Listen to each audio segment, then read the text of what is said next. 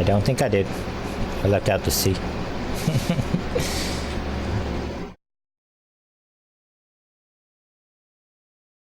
It's got 2 CHs. That's not natural.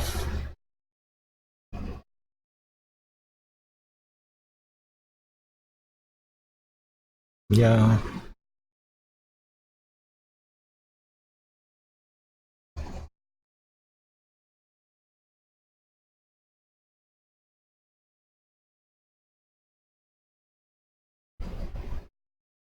Let's test out the chat.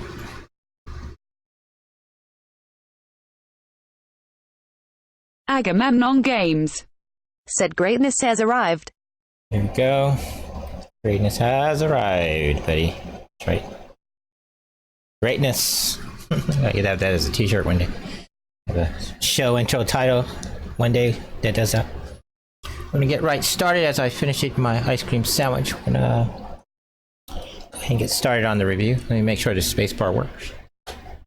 And you will never get over that kind of pain for all of your life. We all carried on with dinner and then made our way back to the parlor for after-dinner liquors. Myself, I warmed up to a nice brandy. Diana and Steve retired early to their room as they both had to wake early to return to Washington, D.C. for their meeting at the War Department. Patrick and Silas spent their time trying to woo the ladies. I had Manfred turn on a nice record, as it might be awkward for my sons to have their mother looking over their shoulders.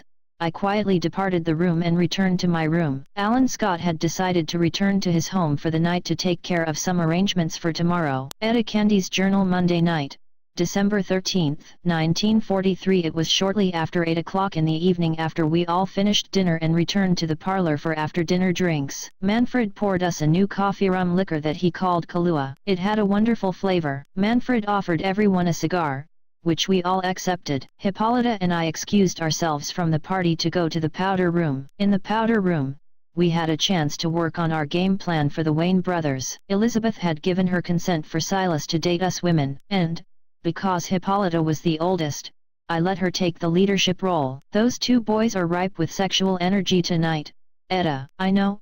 Silas kept trying to cop a feel on me after dinner. I leaned into him, but he was not ready for it and sort of backed away. Yes, I saw that, Etta. Young Silas is still at that awkward virgin stage. Make sure you turn your telepathy bracelet on, Etta. I looked down at the bracelet. Though I have had it for a month, I had not really used it much. I was kind of scared to use it. Don't be afraid to use it, Etta. It will be fun for you, and it will heighten your sexual experience while you have it on. Will it? How does it do that? Hippolyta turned the bracelet on by touching the centerpiece. I am not sure if it was a button. I can only describe it as a circular-shaped object. There was not any lights or mechanical parts like a watch. But suddenly, my mind was filled with an onslaught of thoughts from all directions. It was not a headache or pressure in my head, but it was a rush of imagery and dreams at the same time. Hippolyta reached over to help me. Relax, Etta, and breathe normally and concentrate on the thought that you want to see and hear. I relaxed my body by breathing in and breathing out slowly. Then, I focused on Hippolyta. I could hear and see her thoughts. She was not talking, but I could understand her. Hippolyta thought, "Are you okay, Etta?" I replied in thought, "Yes, I am fine." It just flooded my mind with sensations all at one time. She responded in thought, "Yes, you will get used to it. You will be able to read other people's thoughts, but only other people with the ability to use telepathy can communicate back." I thought about Diana for a moment and then she communicated. Right, here we go. Let's back up a little bit. What's happening here in the scene is last book, Diana added his bracelet that Hippolyta had made up. A year ago, Athenata and Etta went home to her house, to her Themyscira, and that's where Etta met Hippolyta for the first time. And they actually became really good friends, and Etta stayed there for about a month, I guess, I think. And so Hippolyta had this ring made up for them, and or a bracelet. And this is the first chance in the story that we get to see that the Themyscirians have the ability to use technology to give people the abilities to Titan abilities. And this is the one of first of many things that they give to Etta. And next is the little girdle they give her, which is turns into an interesting moment for Miles Evans, Etta, and the rest of the ladies. And that's in book 3. But anyway, so here's Etta. She's getting a chance to use telepathy, and what Etta doesn't know is that they're training her to be an angel, Angelica. Person when she dies, she doesn't know that. Although I imagine she suspects it. She's not an idiot, but but it's how mortal women end up becoming angels later on.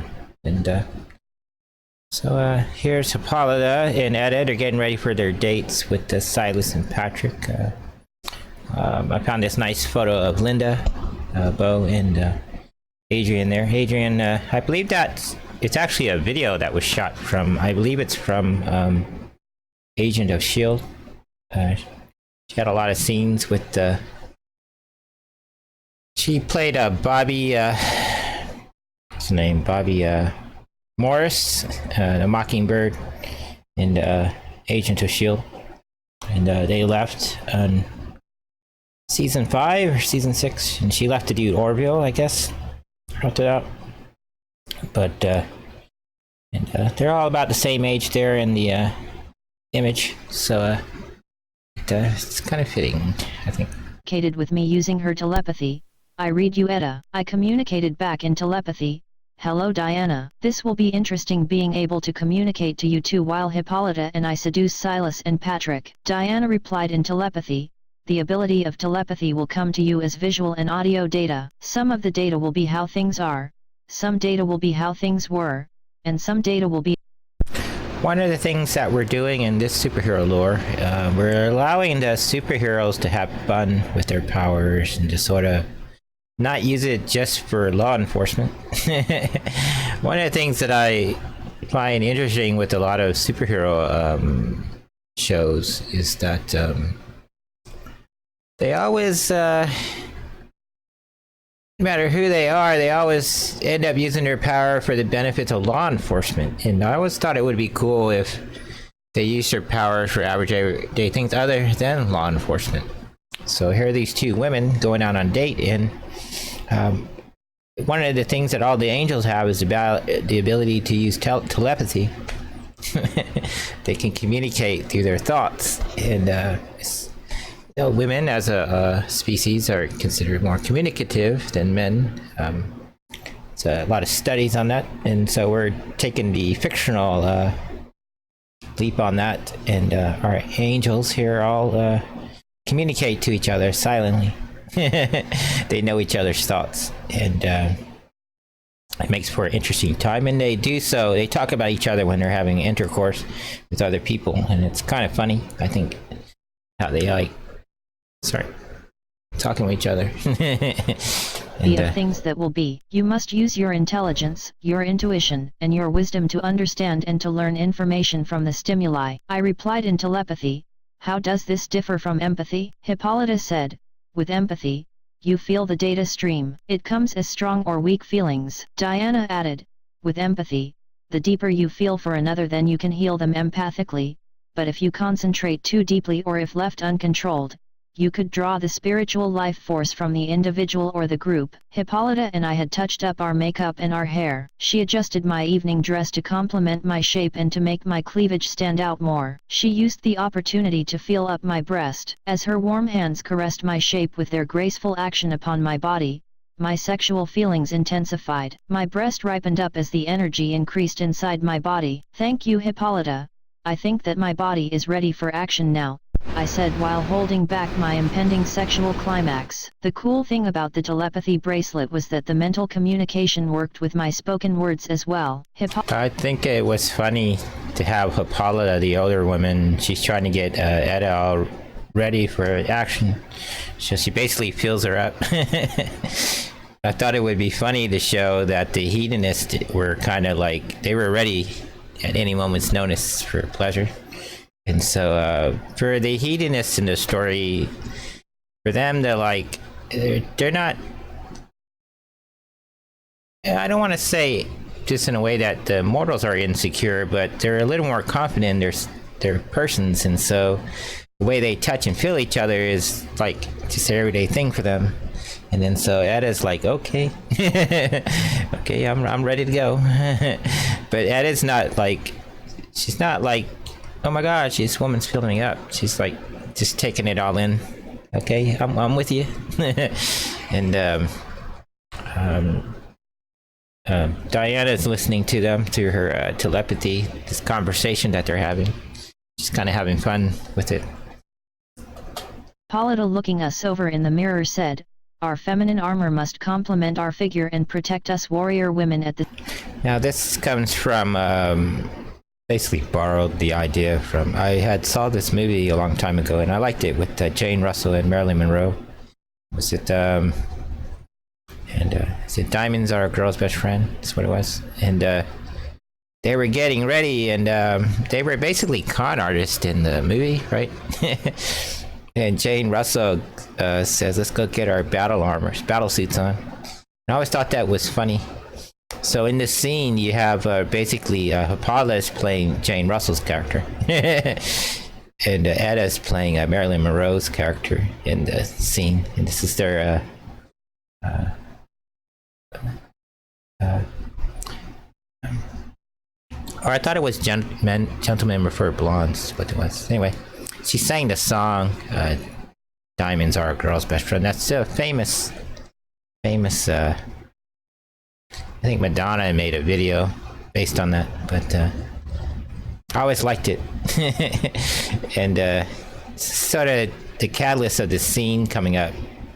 And it was a time for our ladies to have fun, and it's really more about Edda and Silas, and then really Patrick and Hippolyta are more of the supporting characters here, but it's our chance to see Patrick kind of learn more about him with Hippolyta, and kind of show Hippolyta is just a really easygoing person.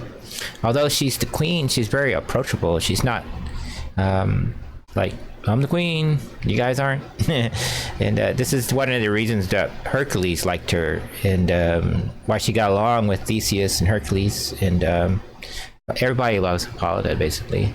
And she's a fun person to be around. And both Edda and Hippolyta are Aries, and they love it. And it's a fun moment for them. The same time, we made our way back to the parlor. The others were all there except for Alan Scott, who had decided to return home to make some arrangements for tomorrow night. Steve and Diana had decided to turn in early for their trip in the morning. Elizabeth and Manfred slipped away from the room to give us some time together. Patrick and Silas continued to drink their Kahlua and to smoke their cigars. Hippolyta and I found our drinks and cigars. Then, we made our way over to the men. Hippolyta told me to slow my pace using her telepathy. The slow pace had a nice mental effect in the minds of the men. I could see that their full attention was on us. Patrick spoke first. "You two are stunningly beautiful." "Thank you," Hippolyta said. I asked, "How are we going to split this up?" Silas suggested, "I've not experienced this before. Will suggesting we flip a coin be improper?" I jokingly said, "In Texas, we use a beer bottle to decide." Patrick joked back and said, "We use that same technique in Gotham too." Hippolyta took command and said, "Why don't we do this by height? Edda and Silas, Patrick, and me." That idea seemed logical to the rest of us, so we split off into our pairs. We remained in the parlor for now, but I could see in Silas' mind that he wanted to get to the playroom. Hippolyta had told me about the playroom earlier. At this point, I was more curious to see the room than I was anxious to participate in the facilities. Patrick took up Hippolyta's hand and the two made their way to an open place in the room and started to dance together to the music playing on the record player. Because she was 5 feet 9 inches tall, Hippolyta complimented Patrick's height of 6 feet 4 inches. Silas on the other hand was 6 feet tall, and my height was 5 feet 3 inches without heels. What helped the gentleman out with getting into the mood was that Hippolyta and I made sure to dress in our fancy evening dresses. Both our dresses were solid colors. I had worn a red dress and Hippolyta had worn a blue dress. We both had worn a slip underneath the dress to show off our natural curves. The men were dressed very handsomely in an evening-style dinner suit, not to be confused with a business attire. They were dressed very appropriately in their tailor-made suits that were cut perfectly to their natural sizes. Using the telepathy, I could see that Silas was hesitant to dance with me. It was not that he could not dance, his anxiety was getting the better of him, and he was uncertain about where to start. I thought to myself that perhaps me being the more sexually experienced person between the two of us, that I should find a method to let him know that having casual sex with a woman did not obligate him to her. Silas, I can see that you are full of anxiety, and I want you to have a good time and help you achieve your goal. Thanks, Etta. I appreciate that. You do want to have sex tonight? Yes, I do. But you are uncertain where to start? Yes, that sounds about right. Well, normally, most casual dates that I have been on, the men usually initiate the making out part of the evening, although either of us can. I thought it would be funny to have the woman explain to the guy how baseball works. And I did a lot of research, and I thought it would be cool to flip the... Normally in movies, you always see the guy, the one giving the woman instructions. I think more times than not, it's probably the other way around. So here you have the woman who's very experienced, and the man who's kind of a virgin. And she's taking pity on our guy, and she's having fun with it, and it makes for a cool scene. Chance to become a mature man. To mature.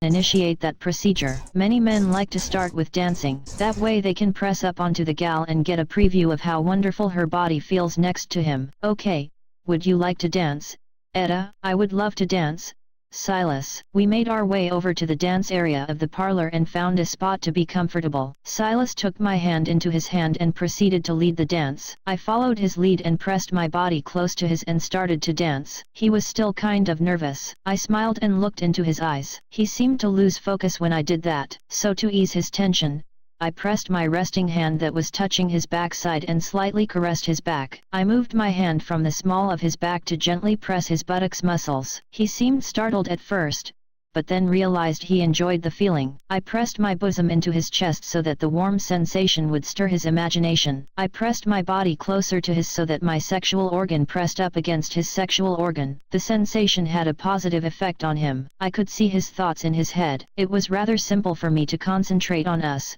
but I slowly realized that if I thought about Hippolyta or Diana, I could read their thoughts too. Often, I had wondered what it would be like to have telepathy. I had imagined that it would be difficult to control, but in practice, it was proving to be easy for me to control. I could see from everyone's perspective as my mind focused on a singular person, or I could see from the group if I thought about the group. I could even read the thoughts of Walter and Paris. They were playing together in my room. The more I looked from Hippolyta's perspective and Silas' perspective, it stimulated my own sexual urges. I could only imagine that Diana's sexual urges were deep. If the audio and visual had a profound effect on my sexual stimulation, then empathy would have a deeper profound effect in that it was tied into the sense of touch. It does, Diana said using her telepathy. I laughed a bit when Diana chimed into my thoughts. I kind of like this because Etta's thoughts are wandering, and she's having thoughts to herself in the moment, and she's thinking about, wow, this is such a wonderful thing. And then to have Diana chime in there, it does. It's like, whoa, you heard my thoughts. Because she's like used to having private thoughts, but now her thoughts are being projected out to everybody. And before, with the other people, like Hippolyta and Diana, they can communicate within each other, but the other people can't hear it. But now you're having Etta sort of experience what it's like to be an immortal and to communicate with people at different sensations, sensory organs. And keep in mind, our angelical people, their senses are a lot more sensitive to things than mortals are. And 15 times more sensitive than the average mortal. And so this is getting the chance to experience that. I had forgotten she was able to read my thoughts as well. That happens, Etta.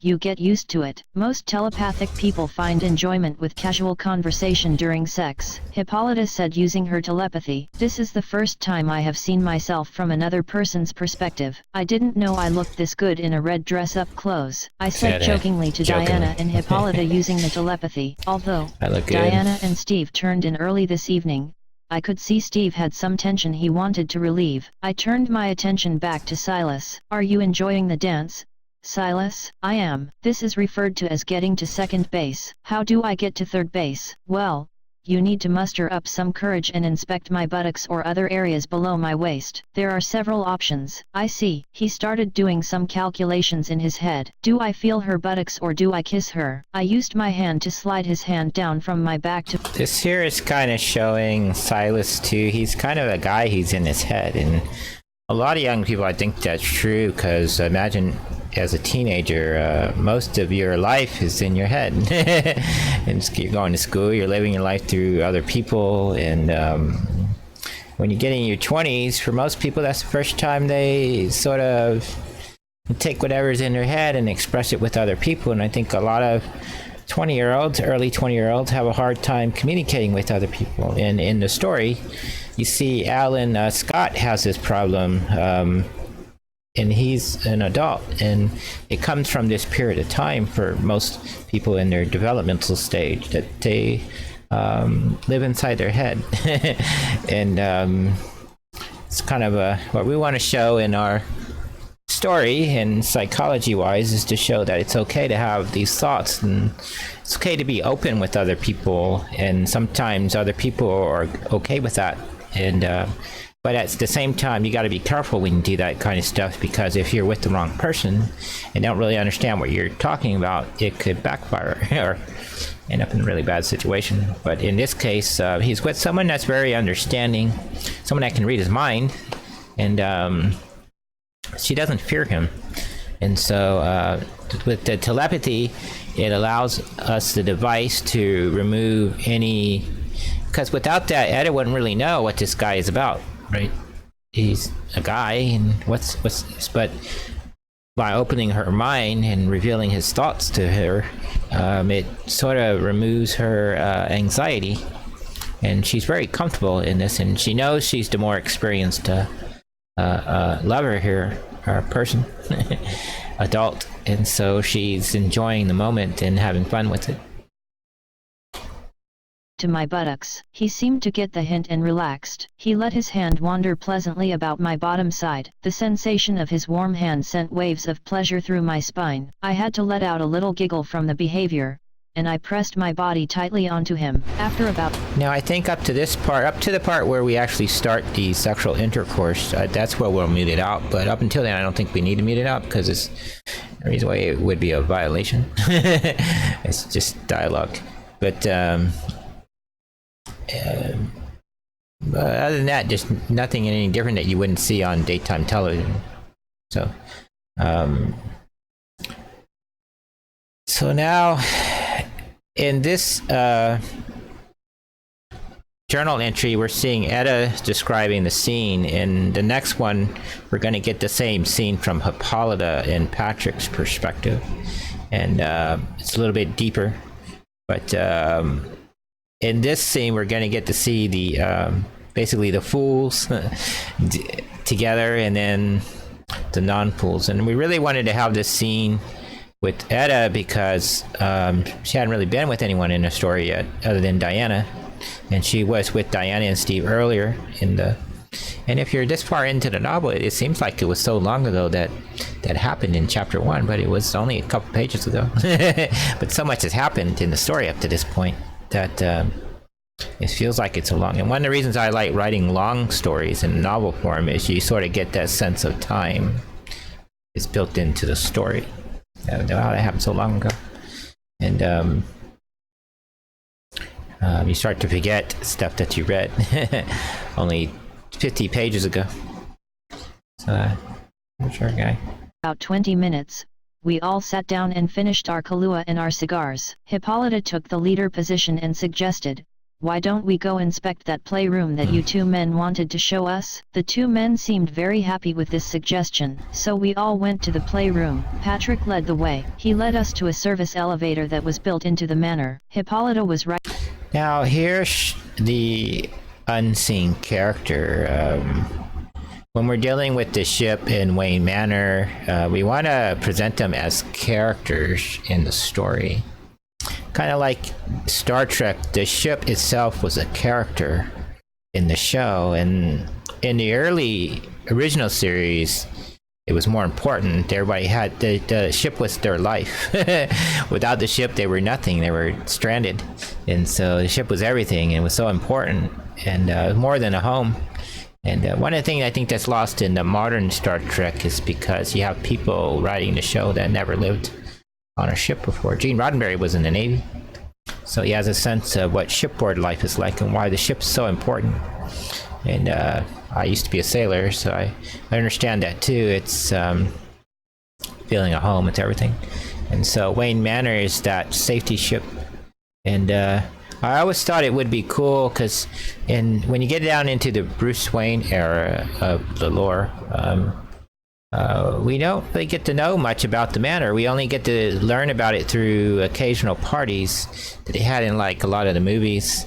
And there's all these rooms and unused portions of the manor that Bruce doesn't use anymore. And I always thought it would be fun.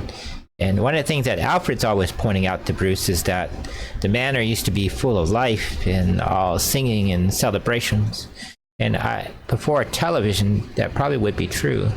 A lot of wealthy people routinely hosted parties at their places because all their friends, it gives them a place to hang out. Rich people like to hang out, and it's a safe environment. You don't have to worry about the scrutiny of the press. So I thought it would be fun if what eventually would become the Batcave, it was an underground bunker that was already built into the manor, and Bruce just sort of occupies them later on. But I always thought it would be fun in the lore if those places had already existed. But their purpose was for a different reason. And later in the lore, as we get into the later part of the book, you get to see that the original purpose of the bunkers was they would run the runaway slaves. They were part of the underground slave movement. And what they would do is they would ship the slaves quietly through selected families in Baltimore and throughout Maryland and Virginia, and they ferry them across the Potomac into Maryland and into Baltimore County there, which is just north of Columbia, Maryland. And they make their way to Wayne Manor, which in our case is in the area of Spook Hill, which is towards the edge of Baltimore County and I guess Montgomery County in the northern area, along the Piedmont Plateau there in the Appalachian Mountains. And for people that have never been inside a bunker, I worked inside a bunker for 3 years. They're basically, you carve into the mountain, they're basically buildings and they have rooms and they're like any modern building you would go to, and that's how these would be built. And the first couple of rooms would be the commissary and hospital, that the attendants, and then each room was built like its own little apartment. And so when the slaves would come there, they would stay there for months on end, and while they're being assimilated, and because a lot of the runaway slaves were uneducated and a lot of them had large families. So to get them, you can't just pull people out of one society and here, go back to here, have fun. You have to reintegrate them into the non-slave environment. So you have to teach them skills beyond what they already know. And that could take months. And so these rooms were used for that purpose.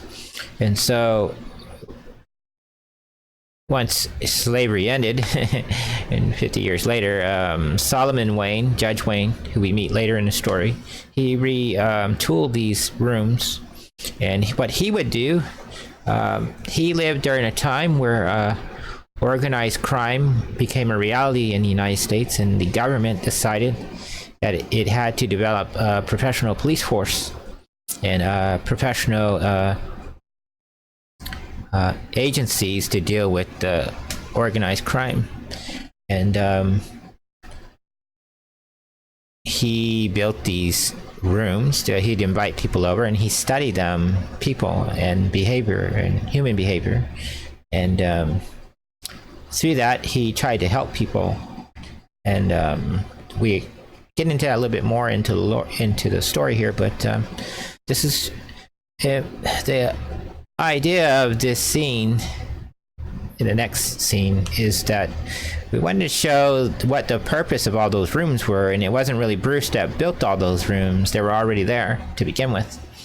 And I thought it would be fun if he didn't really know the history of the manor, and when he later on he meets Athenata in the story, and she becomes his surrogate mother, she's the one who teaches him all the history of the Wayne family. Him and Alfred are the ones that teach him. But Alfred, although he knows the history, he only knows the history really through Thomas and Martha Wayne.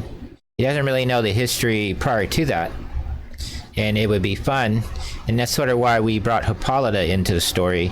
And Hippolyta is the one that really lived with the Waynes at the time, and so she knows a lot about the family. And Diana knows most of the family's history from the 1940s onward. And later on, when they come to help him, Bruce Wayne, in the story, the goal is to keep the Wayne family preserved. That's their overall goal, which is why she allows herself to be seduced by Bruce Wayne. And one of the things we wanted to show in that story coming up in the 1980s is that being immortal women that don't age, they routinely have to deal with men who they meet early in life. As they grow up, they tend to fall in love with the angels. And what do? How do they deal with it? Well, each angel deals with it differently, but a lot of times the young men fall in love with the angels, and sometimes the angels reciprocate that love back. I always thought it'd be a good way to set up a cool story for our angelical characters, and kind of fun.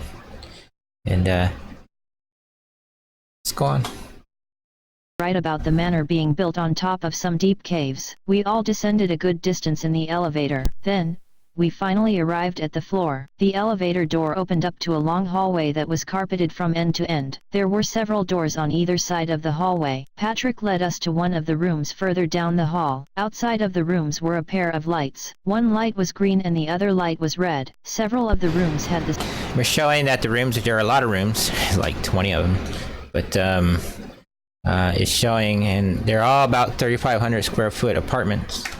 And they all have these red and green lights, and the lights are for when people are in parties. It's how they would put a stock on a door. They're a little more sophisticated than these red light, green light.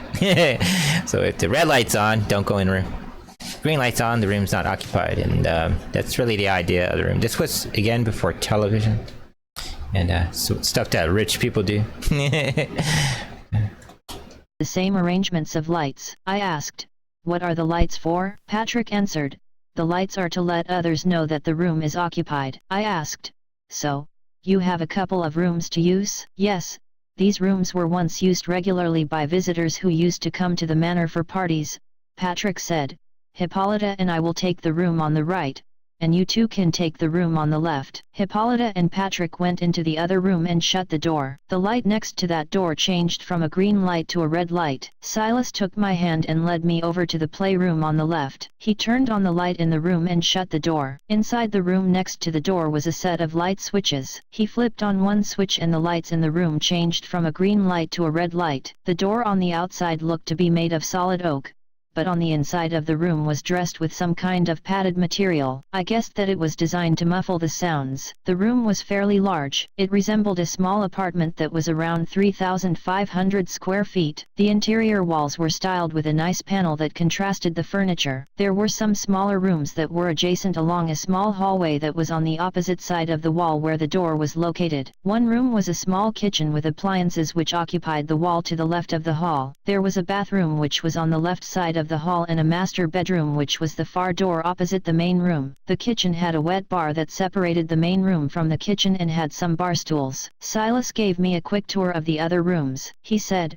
"These rooms were originally designed to house runaway slaves and their families. The rooms closer to the elevators were once a medical clinic and commissary where the families could get housing supplies. After the Civil War, my great-great-grandfather Solomon Wayne had these suites converted over to these playrooms. My parents had them refurnished in the 1920s to their present condition." I see. Was the elevator always here? I am not sure when the elevator was added, but there is a stairwell that parallels the shaft. How far below the surface are we? I think this level is approximately 30 feet below the surface or 3 stories when compared to a conventional building. Of course, that assumes that a standard story is 10 feet in height. I panned my eyes around the main room and saw some various equipment that were near the center of the room. The equipment resembled the style of devices.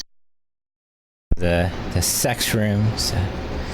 These have become more popular in modern times, contemporary time. A lot of people have them nowadays, especially don't have kids. But it'd be fun. It's probably not as elaborate as a wealthy person's playroom has, but I always thought it would be fun. A lot if you read a lot of fan fiction, especially superhero and parallel stuff. Everyone has these. All the evil people have these playrooms, and I thought it would be fun that the non-evil people had the same playrooms. And so I found these quick pictures just to get the idea, to sell the idea. But people like to play, and adults at this time really like it. It's kind of fun. As one would see at a gym, most of the equipment were constructed out of wood. I would imagine that they were custom built on the spot. Silas walked over to the bar. "Would you like a drink?" "Etta, of course." "Silas, what would you like?" "Well, how about a rum-based martini?" "Sure. I'm not sure how to make that." "Oh, it's easy. You take 2 shots of rum or 4 ounces of rum and put it into a shaker with 2 cubes of ice." So here's Etta's first duty as a mentor. She's teaching Silas how to make drinks. It's like, oh, it's real easy. Let me show you how to make it. And how to make a proper martini. And a lime-based martini with rum and not whiskey. Then mix in your flavor additive or vermouth. Then strain it as you pour it into a martini glass. The secret is to serve it cold. If you have a lime, I prefer that as the garnish. He mixed up 2 martinis for us. I sat on the sofa that occupied the right wall of the main room. There was a coffee table in front of the sofa. Silas walked over to me with the drinks and handed me a glass. "Thank you." Reading his mind, I could tell that he was nervous about where and when to start. I decided to go at his pace. As I was a veteran at sexual play and he was a rookie, I thought that it was wise not to startle him. I took a sip of the martini. "Relax, Silas. We have made it this far into the night." "Thank you, Etta. Let me say that I am glad you are the one helping me out with this tonight. You are a wonderful person." "Ah, that's sweet." He blushed a little after my remark. "I mean it, Etta. You are warm and kind and not at all like most girls that I have met. Some girls would have bailed by now. But you make me feel wonderful and warm inside. And I do not mean that last comment in a sexual way. I could see it earlier today when you were talking to Mother in the garden. I hadn't seen Mother open up like that since my father died. You have a wonderful quality about you, Etta." Now here comes the this.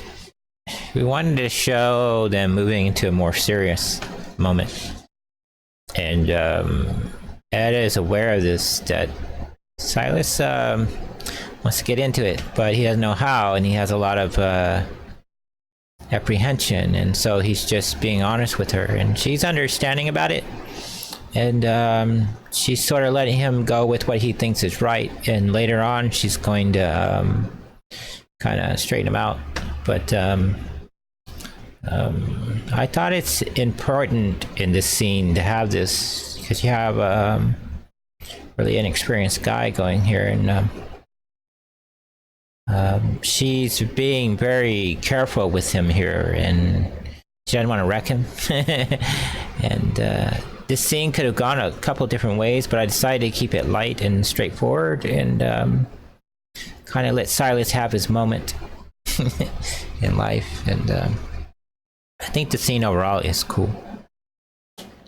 I never want to see it tarnished by any behavior of mine. I could see into his mind that he was in earnest. I gathered that men had some quality about them that needed reassurance that only we women could bring about. I felt kind of sad, but I felt that if we were going to tie each other up in our sexual foreplay, then I needed to bring us back to a better mood before we went to a deeper place. Silas, I took his hand into mine and said, sexual intercourse is a shared experience. It is exciting for women as it is for men. You have many good qualities. It is normal to be hesitant your first time at bat. Diana explained it to me as spiritual energy or animal lust. You spend all of your time and days in control and calculating solutions to problems. It is difficult for someone like you to change states. What needs to happen now is that you need to recognize that we are on the field of competition now. We need to focus on what will bring you pleasure. All this equipment is just props on a stage. We must use them to create our own play. You do want to play? He shook his head in the affirmative direction. I took another sip of my drink. He took another sip too. I suggested,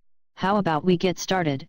What would you like to do first? He took my hand and led me over to a large device in the center of the room. It was a large wooden structure that was fashioned to look like a large chair. It had some armatures. The armatures resembled the stirrups that I have seen at the gynecological office. I kicked my heels off of my feet and sat in the device. There was a padded seat which was cold when I sat in it. Now here, as a writer, we wanted to get the audience into it. We wanted to spice it up. And so I thought, and what I always like to try to do with these lighter sort of sexual scenes is put some comedy in the scene. I hope they come across as comedy. But Silas gets all into what he's doing and he ties her all up, but then he's not really thinking ahead, and so she is trying to get him to don't get so focused on what you're doing that you forget the larger picture. This happens to a lot of guys. I don't know if it happens to women, but I know a lot of guys, they get into doing what you're doing and they, oh my god, I missed something. And I thought it would be fun. Silas left the room for a moment and went off to the room on the right side of the hall. When he returned, he had some small ropes and some leather straps. He took one of the leather straps and fastened it to some notches that were built into the tall backing of the Now it should be noted that Elizabeth is very aware that these rooms exist. She's the one who's stocked up these rooms. So this is kind of indirectly showing that Elizabeth is into some wild stuff. But she's had arthritis over the years, so she couldn't do any of this stuff anymore. So the stuff has been left unused. And the guys, other than Patrick, Silas hasn't been using any of this stuff. Patrick has. And so Silas doesn't know where to begin to talk a girl into doing this kind of stuff, but he's slowly starting to realize that if he meets the right girl, she might be really into this kind of stuff. And at least play-wise, and it's not about being serious about hurting people, it's about having fun and enjoying the moment and playing out a fantasy, and that's what Ed is trying to get him to see. And I thought it would be cool. And and here's Patrick all excited that he finally gets to use his playroom. Chair. This secured my head to the chair. I could still turn my head, but the leather strap had prevented my head from tilting forward. Next, he took my arms and tied my hands to the two wooden boards that extended to either side of my head. This had the effect of lifting my arms up to either side of my head. My arms were tied together above my head. This had the natural effect of making my breast stick out nicely for Silas. He continued on for some time, securing my ankles and thighs to the armatures. This action had the effect that spread my legs out in a V shape and lifted them off the floor. I could tell by the tightness of the rope that he did not have much practice at rope tying. I smiled as he went about with his work. I must confess that my sexual energy increased as he went through the exercise of binding me up to the device. After about I like how she's like critiquing his procedures.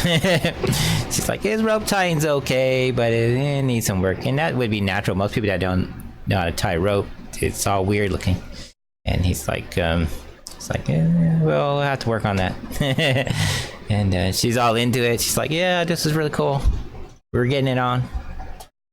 About 20 minutes, he stood back to admire his workmanship. There is nothing more moving emotionally than watching a man admire his craft. Then he asked me, so, how do you feel? I replied, I feel excited, but I just have 2 minor suggestions, Silas. He asked, what are your 2 suggestions? First, your rope tying is good but needs some practice. We can fix that. And second, if my arms and legs are bound up, how are you going to remove my clothes? He thought about my second suggestion a little while looking the problem over. Then he bowed his head in a playful manner of shame. I laughed at his playful expression. I guess that is an important detail. Hippolyta and Diana laughed in my mind when they heard me ask the question. And I thought that was funny. They were like, she's like, 2 things.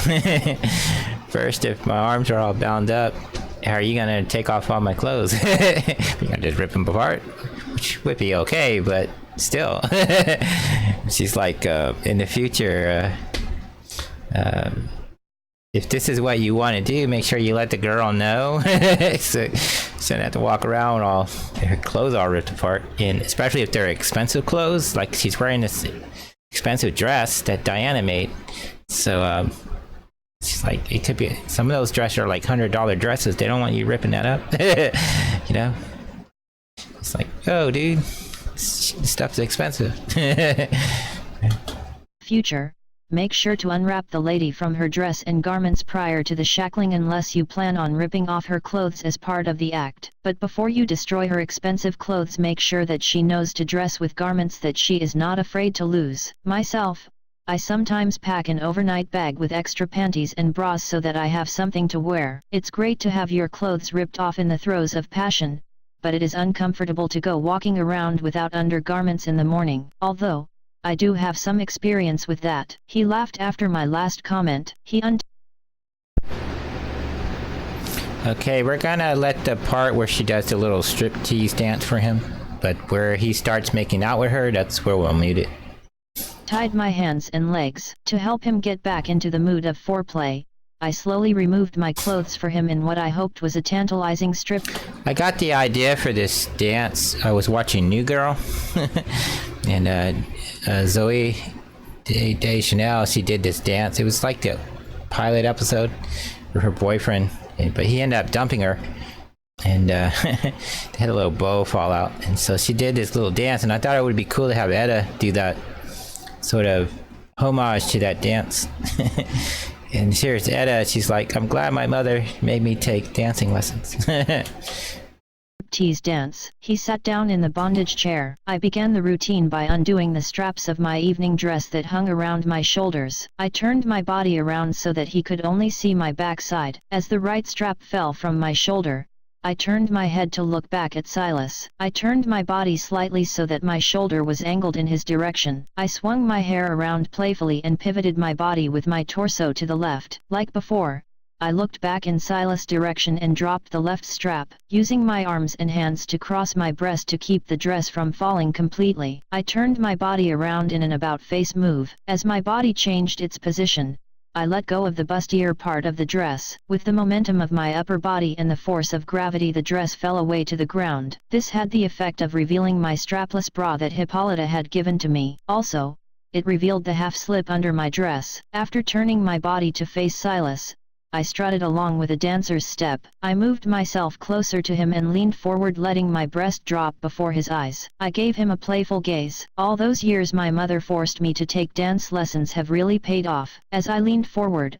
I lowered my body into a semi-squat. I pivoted my body again so my backside was in view of Silas. As I slowly stood up, I used my hands to slide my half-slip down my hips. I slowly moved my body in the slithering motion of a snake. The garment fell to the floor. All that was left of my outfit were my stockings, my panties, and my bra. I slowly walked back to Silas and growled in a teasing manner. I bent forward towards him and ran my fingers down his thighs from his caudate to his knees. I set my buttocks onto his warm thighs and gyrated my tush on top of him to give him the wonderful texture of my firm behind. I rotated around while continuing my lap dance pants on top of his thighs. I slowly removed my left stocking and then my right stocking. I let the garments land on the floor. I stood up in a slow motion and rotated my body around to face Silas again. As I walked backwards from his seated position, I removed my bra and tossed it at him. His cheeks blushed as my healthy set of 36-inch breast fell out of the bra. I could read his mind, and I could tell from his physical reactions that he was turned on. I slowly walked back to him and straddled my legs across his thighs so that my feet were on each side of his thighs. As before, I stood up in the chair in one slow motion and gyrated my sexual organ onto his face. I let him take a warm smell of my labia, which was only separated from him by the thin Amazon cloth. I set my feet back on the ground. Then, I rotated my body around again and bent over at the waist. I put my tush in good view of his face and squatted down with my knees pulled in tight. I pulled the garment down so they laid about my feet. Then, I slowly stood up while rotating my body around to face Silas. Finally, I stood before him with my innocence and purity as nature intended. This last action brought out the animal lust in Silas. He stood up from the chair and took... Okay, we had to mute the out for a little bit. I want to get a TOS violation. So I'll be able to talk. I can hear it. The words will go by and we'll pick up the audio on the other side.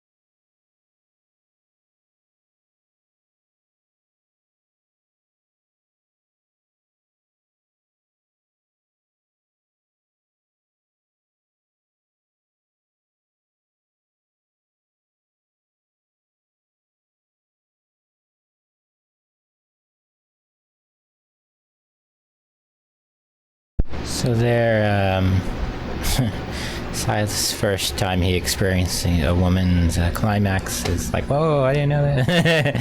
What happened? And he's kind of shocked by it, but he's not like devastated. He's like, whoa, wow, hallelujah.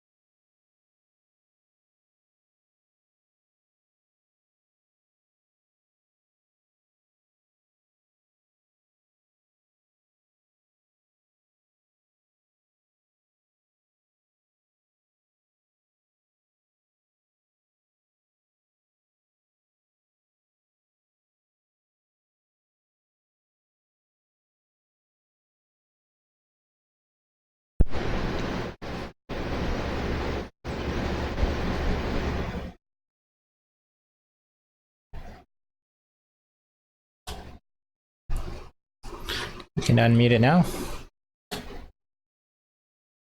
Yep. Can unmute it now. Sexual musk permeated the air around us. Silas seemed to rejoice in his glory. With his goal met and his sexual hunger satiated, he came to realize that his virginity had ended. He seemed to feel awkward covered in our sexual juices, so I suggested that we clean ourselves off. I used the time in the shower to wash his body with my hands. After the shower, we found our way to the master bedroom in the playroom. We fell asleep in each other's arms. In the end, I felt pleased with myself having helped another man to mature under this Athena full moon. Hippolyta's Journal, Monday night, December 13, here we get to 1943. This next narrative fills in side. some details from my perspective. I am familiar with Etta's narrative on the subject matter and will try to describe what had happened in the evening as it relates to Patrick Wayne and myself. Some sections may be redundant, but I think they serve an interesting counter-perspective. It began at 4 o'clock in the afternoon. Diana had come downstairs from having taken a nap. She told us how she received a visit from Goddess Athena. She explained how Goddess Athena had tasked her with redeeming Cyrus Gold. Until then, he was known to us as Solomon Grundy. Etta was the first to greet Diana while she walked down the stairs. Etta and I had taken the time while Diana had been napping to get ready for the evening by dressing up in our fashionable elegant evening wear. We decided to go with a matching set of sheath dresses. My dress was blue while her dress was red. They were solid colors without... So there we get to see the sheath dress. They're tighter dresses, and that one does have a strap, but they were strapless.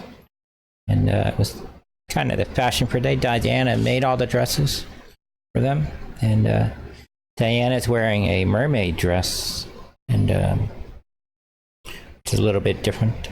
At all times, you want to show that Diana is a really good clothes designer, and her passion in life is she loves designing clothes and outfits. And one of the reasons why her outfit stands out to everybody else is she designs all her own clothes, so all her clothes fit properly.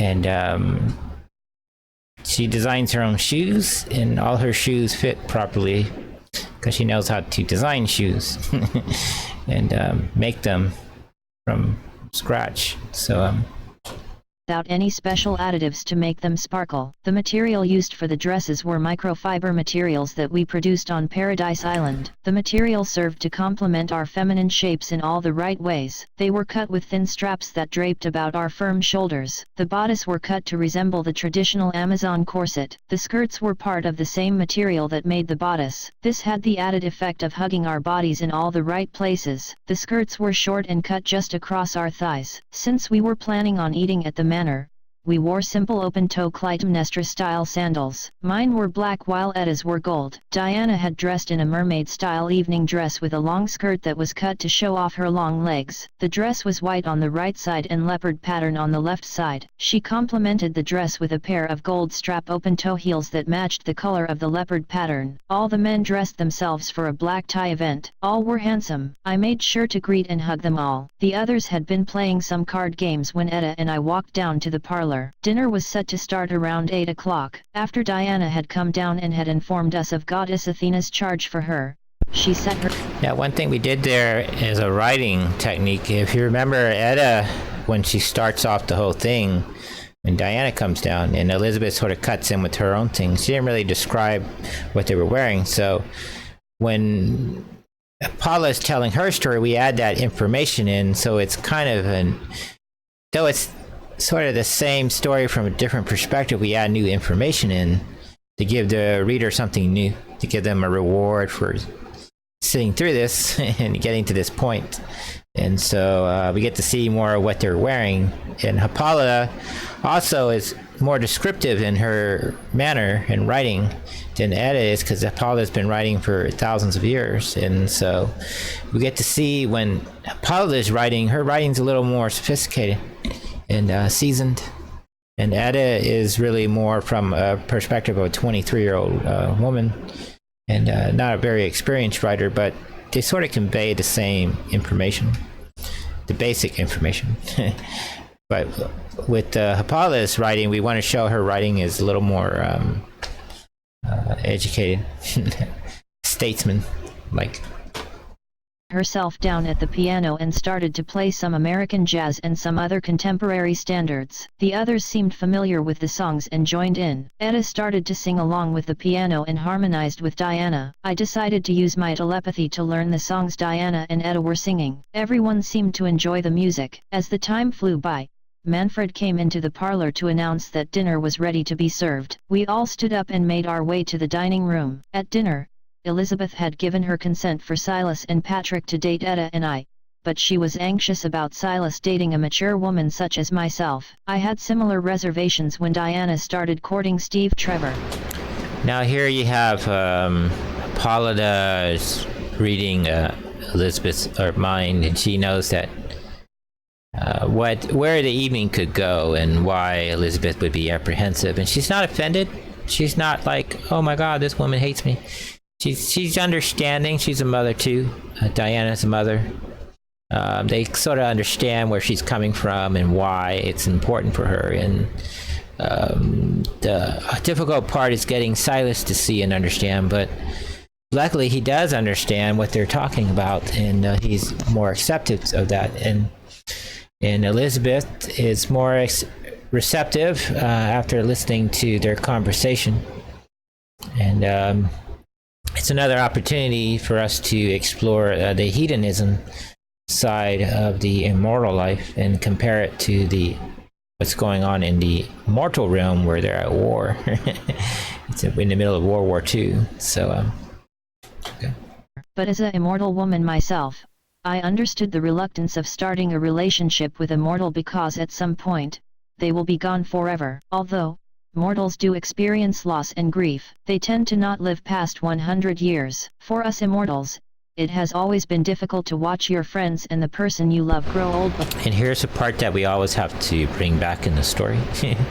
Every 10 years or so in the story is that for the immortal people, they're sort of stuck in this youthfulness, but it's really a sad life because they have to watch all these people grow and die. And Athenata suffers from it more than Hippolyta, because Hippolyta had lived as a mortal. She understands, she's grown. Well, she died in her 30s, but she at least experienced life as a mortal. Diana's never experienced life as a mortal. She doesn't really know.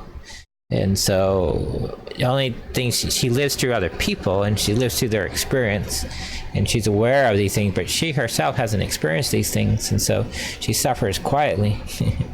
And one of the things that they have to deal with is people dying all the time, and it's hard for immortals. One of the reasons that they spend a lot of time away from mortals is because they always have to deal with these deaths, and it's hard for them. Even the ones who are more villainy, it's very difficult for them. And we want to show in our story that even the villains, even though they're more anarchist in the story, they still have feelings.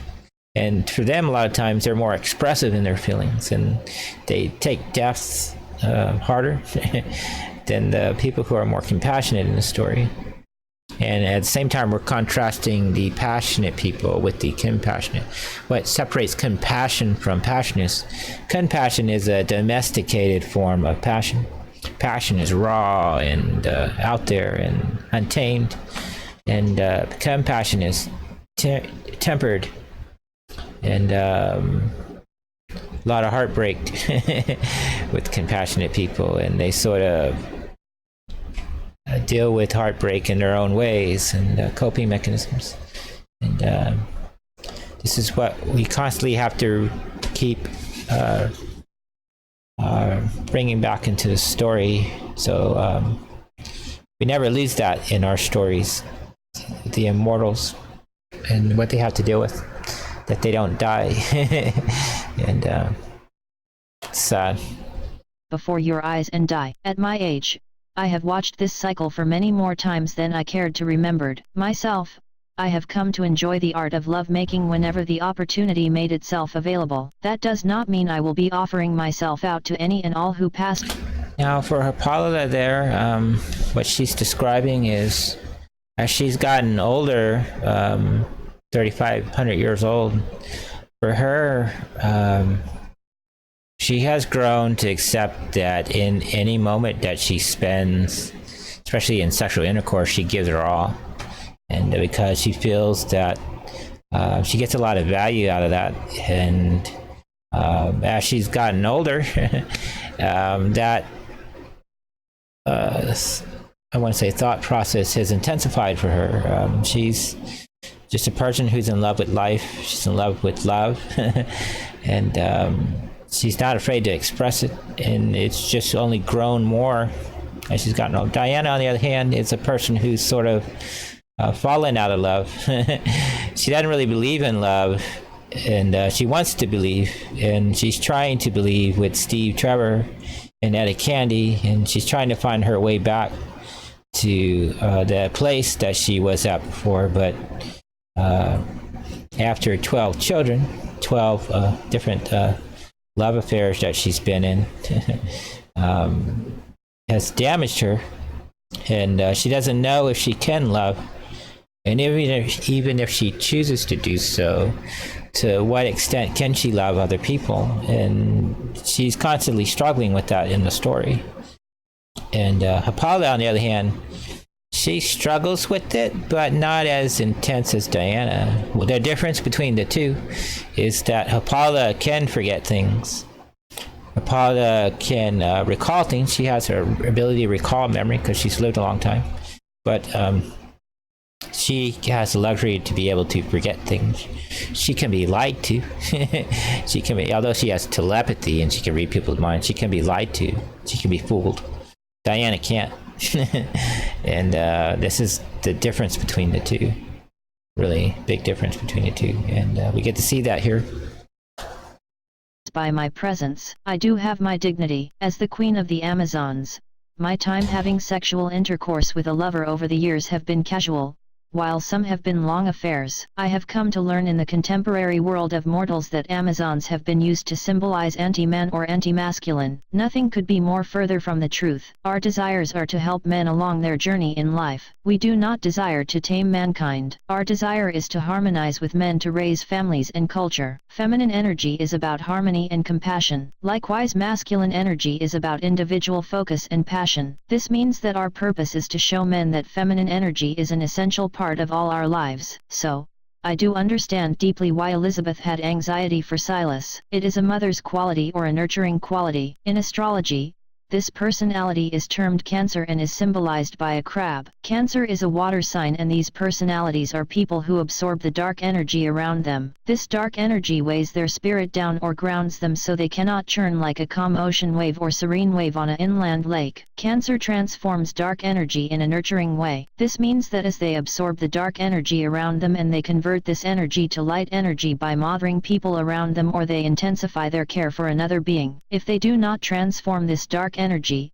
then they suffer the diseases of the body. These diseases manifests as physiological illnesses dealing with digestive and endocrine systems organs like the stomach, intestines, gallbladder, liver, kidneys, and pancreas. Having probed her mind with my telepathy, I came to understand that at age 47, Elizabeth suffered some illnesses from stress. After her husband died 20 years ago, and after the passing of Alan Wayne in 1926 at the age of 63 years old, she was left to manage Wayne Enterprises. Without any practical business management skills to guide her, she had to rely on some aides to guide her. This defense contract was a chance for her to gain some momentum after convincing the company that the way forward for the company was to invest in the growing field of chemicals. All these challenges taxed her psyche over the years. Added to that, her health began to suffer over the last 10 years. The attacks on the trains only added to her troubles. I began to wonder if Goddess Athena had guided us to this place to help Elizabeth. Unknown to Patrick and Silas, powerful forces are aligning themselves to take over Wayne Enterprises. When Diana healed her body from her arthritis and other diseases, she saw this as a sign. I may have to get Diana to regenerate her spirit, body, and mind. After dinner, I followed Patrick to the parlor. Manfred the butler poured each of us a new coffee rum liquor called Kahlua. It had a rich dark texture of flavor. He offered a cigar to everyone. It's another chance to show some history. Kahlua was developed in this period of time. I believe it was developed in Mexico, and it has slowly migrated its way to the United States. One of the things that we're trying to show in the early 1950s and 40s, prior to the communists taking over Cuba, much of the Latin America was experiencing this boom.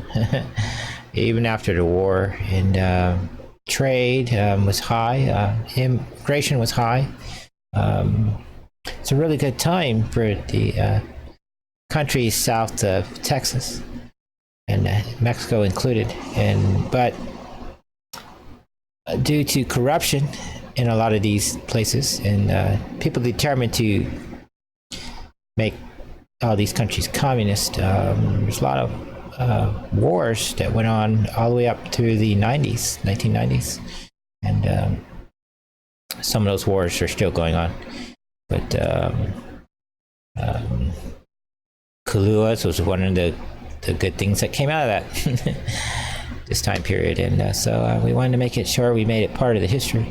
And our ladies and our guys are drinking, and we wanted to show the ladies light the liqueur and cigars. And for people who are young people, they may not be familiar with the difference between liquor and liqueurs. Liqueurs are generally after dinner drinks. They're dark beverages, and they're usually flavored, heavily flavored.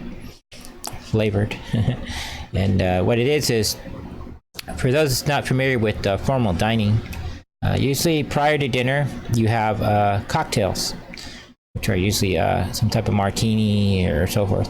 Margarita is a cocktail. And so they sort of get your flavors going.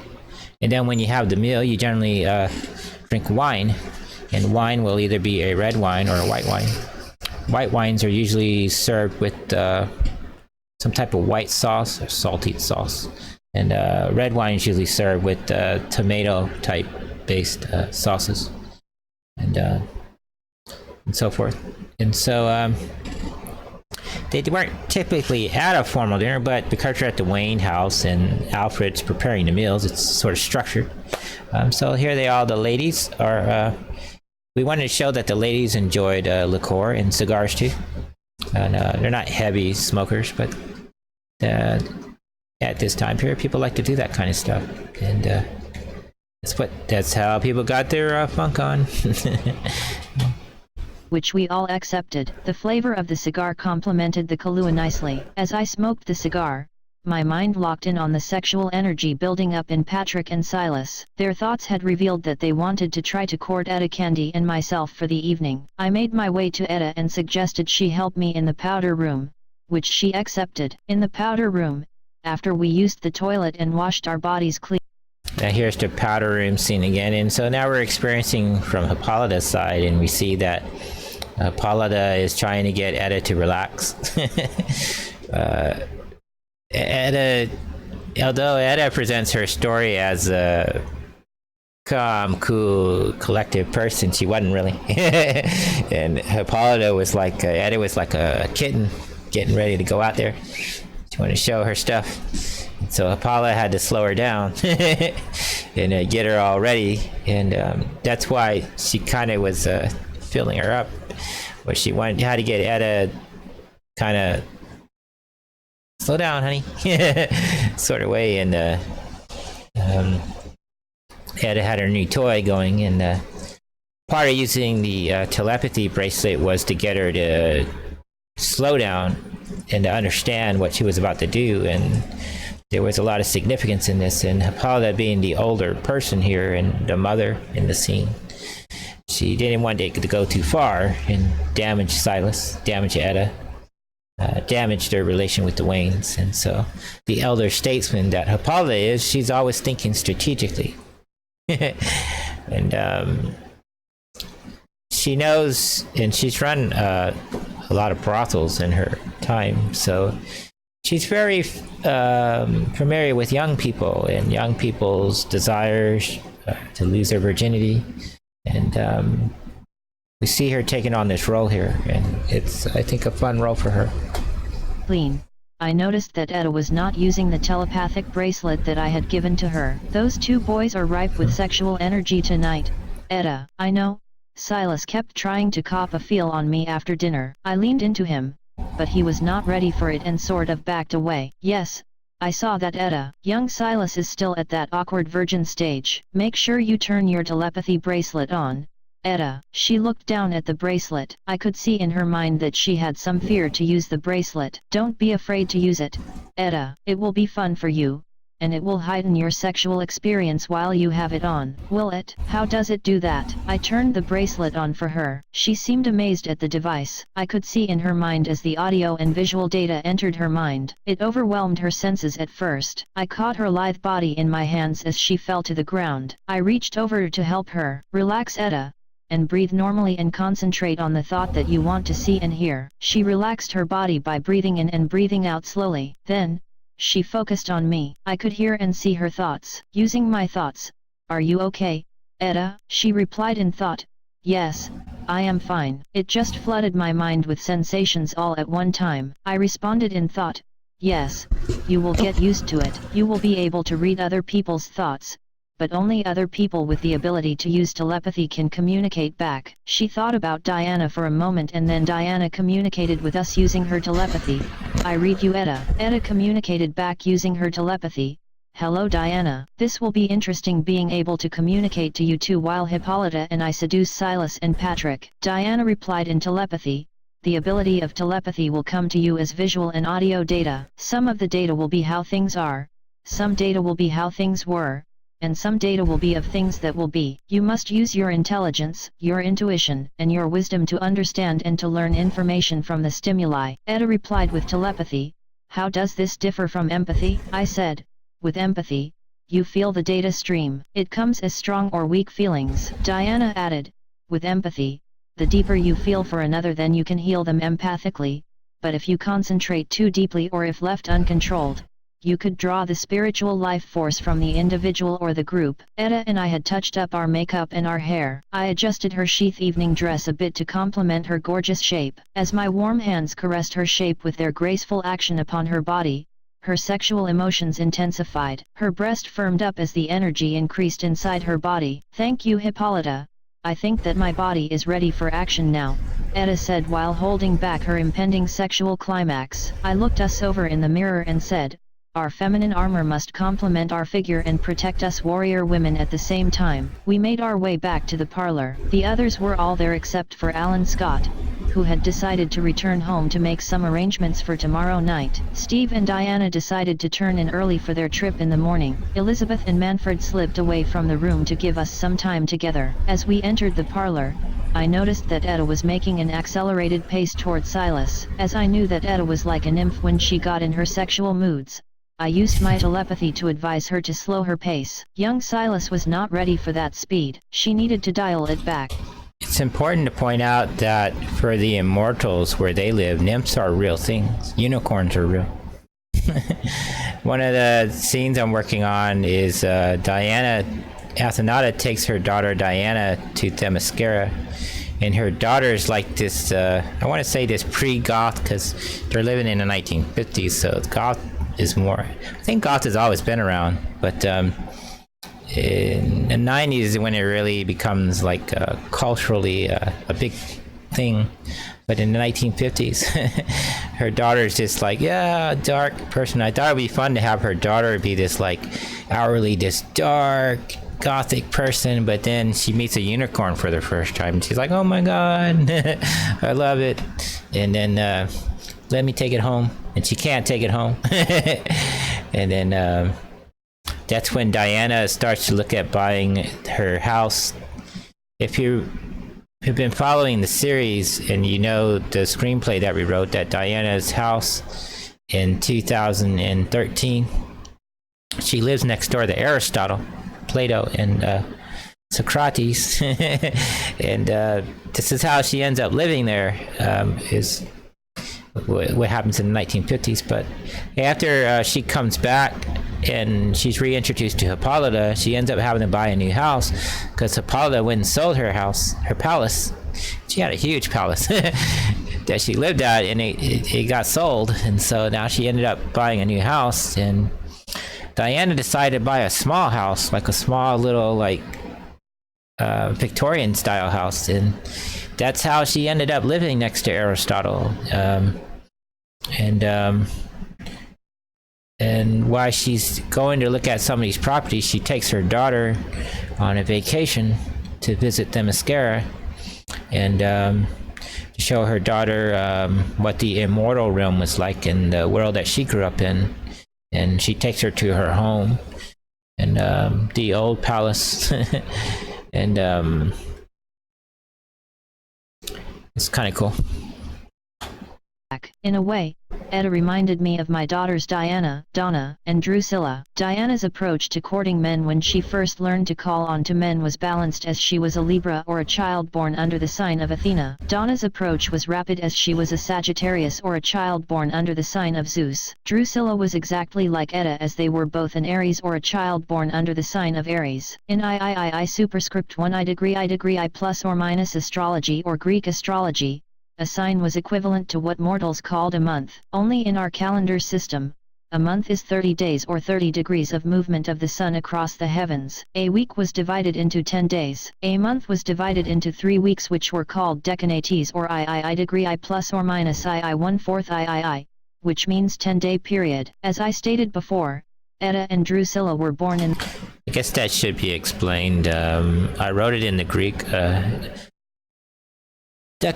Mero means a 10-day period of time, and decanatis is Latin. It basically means the same thing. It means 10 days, and the 10 days.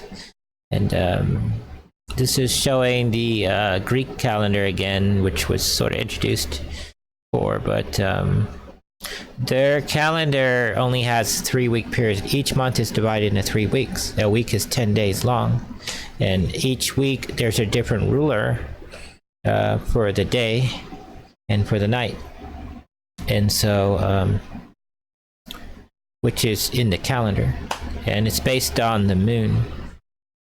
And so the moon cycles in actually a 28-day period of time, but it's a 14-day period for a menstruation cycle, which a lot of women are tied to that. And the Amazons do have a menstrual cycle, but it's a little different than the mortal women, in that immortals can control their menstrual cycles. Their eggs don't want to say hatch. They don't ovulate as like mortal women do. And they don't have periods. And so the reason why we're saying that mortals have periods is because they only live 100 years. They only have a finite amount of time from the time that they become teenagers until they reach menopause. Women, from the time a female is 4 weeks in the womb and 4 weeks in development as an embryo, all the eggs that they're ever going to have come into development. And they live with them all the way until menopause. And our calendar system is based on this cycle, which is tied to the moon. And so and that's just not with humans, it's also with other organisms are tied to that same menstrual cycle, birth cycles. With other animals, it's more about springtime and summertime and fall and winter, more seasonal. But it's all based on the moon. But that's basically how you say that. The computer can't say it correctly. Although Google can translate Greek. Right now, this is a first draft, and when we do a first draft, we're in the initial construction of the document. So it's where you have little bitty words, some typos in there. When we get into the second draft, we're going to deal with those things. And how we deal with them as a quality control step is I'll print up the entire document once it's done. And so I'll go through and highlight where corrections need to be made. And then I can check them off as I go through them one by one. That way they're uniform. And here, because we're building things in snippets, which the snippets create a larger composite. From that composite, you make the larger document. It's important that the corrections be made in the snippets. And from the snippets, they transfer over to the composites and so forth. And so why we do that with a physical book is it's easy to control for that. Sort of built-in control mechanism. How we go through the process of proofing the document. But in the first draft, we're not really concerned about it. And when we get into the dialogue with the actors, actual voice actors, a lot of those corrections can be made in the dialogue. What you're hearing can be made at that time. You can just tell the actor and they can just speak it correctly. So and then once the actor does the actual dialogue, then you have to go back and make a correction so that the physical words, visual words, sync up with what the actor is actually saying in the story. And they may change dialogue. You may get a point where the actor decides that they would rather do it this way. And you have to be ready for that to happen, that to occur in the creative process. So first drafts, second draft, and third draft, we deal with all that. In the sign of Aries, this means that their dominant personality was initiating the individual, not to mean that they were selfish people. It just means that their spirit was inspired to initiate themselves to new things, or that living immortal spirit or fire. Only through learning to pace their fire can they tap into their natural magic. Edda's natural magic was initiating passion or love. In contrast, now it says that Paula is a Leo there, but I have changed her to an Aries. To me, it would make more sense for her to be. But I keep going back and forth on that because Diana is a Libra in the story, and Paula could be a Leo or a Libra. It would make more sense that she's a Leo since she's the queen. And but she was the firstborn daughter, and I thought since her father is Aries, it'd be cool if the daughter was an actual Aries. But it makes more sense for her character to be a Leo in the story because she's a royalty. And she has a Leo spirit, which is a playful spirit. And Libras need Leos in their lives to complete them, complement them. And I thought it would be cool if Hippolyta was the female Leo, the one who completes Diana's. And Steve was the masculine form of that Leo for Diana. But I keep going back and forth. I haven't really completely made up my mind, but in the lore at this point, it's openly stating that she's Leo. As to this spirit, my spirit was Leo, or a child born under Apollo. Our spirit was sustaining and maintaining fire. Our passion was fixed or set for the long steady burn like the sun. Our spirit was born to guide other people with enlightenment. I walked over to Patrick. Patrick spoke first. You two are stunningly beautiful. Thank you, I said. Etta asked, how are we going to split this up? Silas suggested. I've not experienced this before.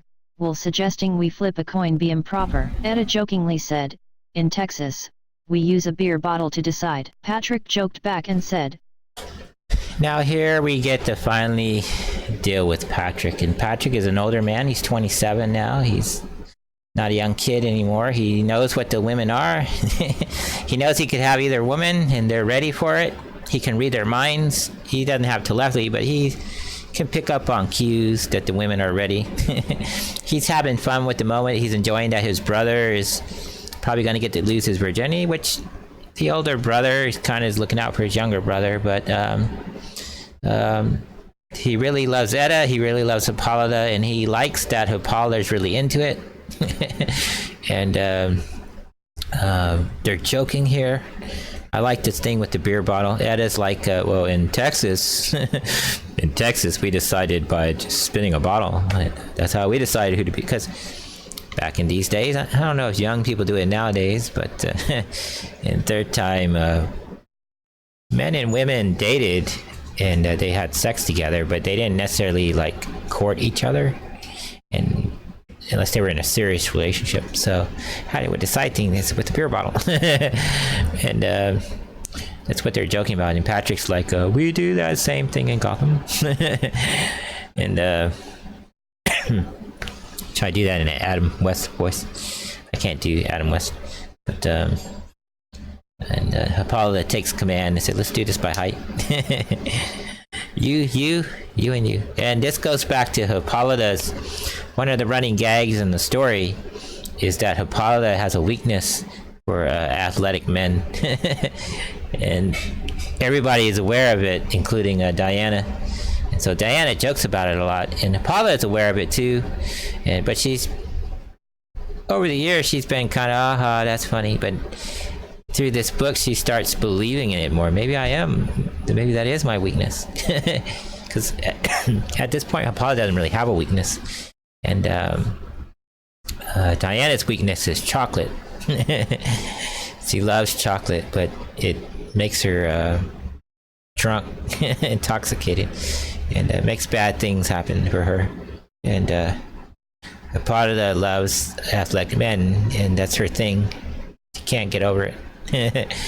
And so she's not in love with Patrick, she's just in love with athletic men. And she's gonna have a lot of fun with Patrick.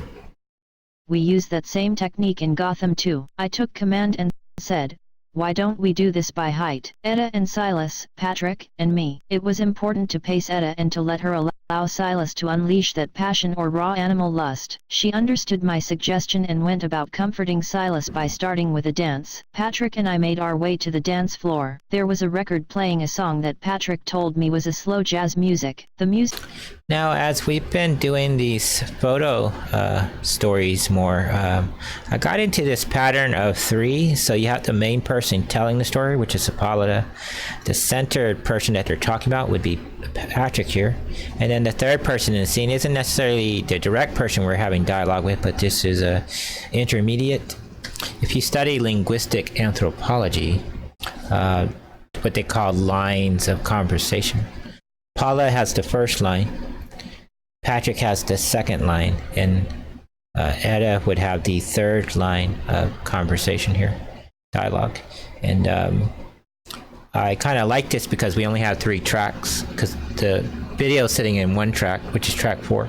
So it only gives you 3 tracks to put pictures in to do the other dialogue and to mesh up with the book. And so I've grown to like this setup more, and it was from doing this project that I really got this technique down. And one of the things that we're doing later in the book is I started adding the special effects in transitions with photos. I want to experiment with them. And then so that's what's going on here. And with the photos, it's more of a technical issue, not really a story issue, but again, we're telling not only through the plate of the book, but the pictures are telling a story too. So we got to make sure our pictures are conveying things. And I think they're helping to convey emotion and give the story a little bit more depth visually for people as you're listening to the story.